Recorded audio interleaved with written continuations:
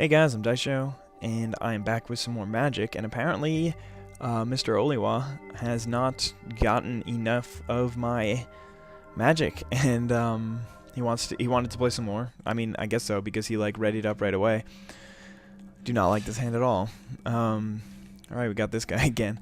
Anyway, so he readied up right away, so I assume that means that he wants to play some more, and he is now playing Dragon's Roar, which is much better deck than the deck he was playing last time. It has some control. It really depends on whether or not he took out the black or left it in, which I'm sure I'll find out soon. Maybe he paid attention to mine and WNG's videos and took out the black like we suggested, but to be honest, I'd rather face a mono red one, because even with getting dragons out, I still don't think he'll be able to handle the speed of the deck that I'm playing, especially if it's played right. And I have this overrun card, plus 5 mana. I'm talking about this guy. In case you haven't seen him from last game, he gives my creatures +3/+3 and trample, and I can do it as an instant. I don't have to do it before and then wait for it. But anyway, there's no point. Usually when you're playing a creature with regenerate, you want to wait until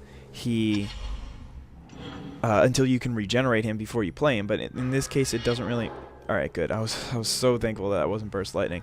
But this case, it doesn't really matter, because that's a really good card. Is that the one that makes? Yeah.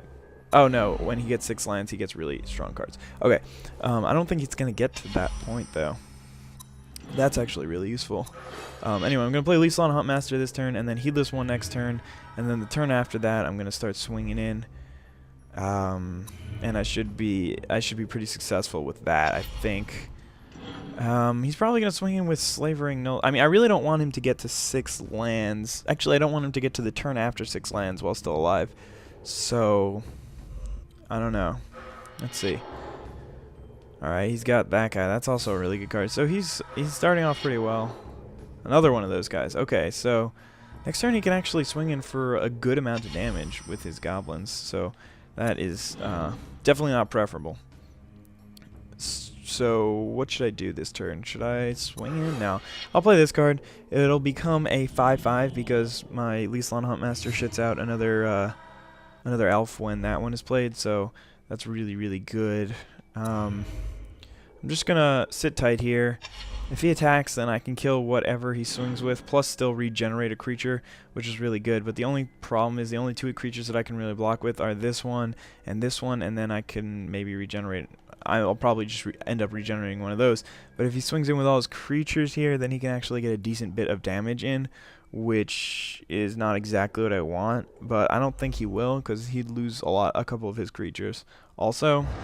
But alright, he's going. Yeah, he is going all out. Alright, now I need to make a decision here. Well, obviously I'm going to block Goblin War Driver with that one. And I'll block I'll block this guy, I'll block a Slavering Nulls, and then this one will block one of those. And then, good, pause, I'll regenerate this guy. So basically what I did there is ended up stopping most of the damage without losing any of my creatures, and only took 4 damage myself. He does have a Furnace Whelp, which is good for him, because that means that he can get in for a decent amount of damage next turn. But I can swing in for a lot right here. Let's see how much I can swing in for. So this guy is 4, and this is 6, that's 10, plus 4 is 14, plus 5 is 19, so he's going to have to sacrifice one of these 2 creatures if he even wants to stay alive.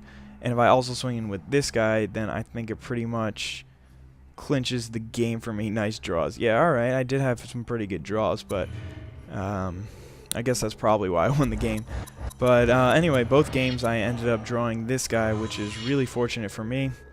And that's pretty much what allowed me to win those 2 games. But it's not like he had bad draws. I was just playing a better deck, and it ran really quickly. So anyway, hope you guys enjoyed those 2 quick elf deck matches. The elf deck is definitely one of those decks that is not one of the best, but it's still not so underpowered that you can't use it. So I like it, and I use it occasionally. But I hope you guys enjoyed. Have a nice day. Bye.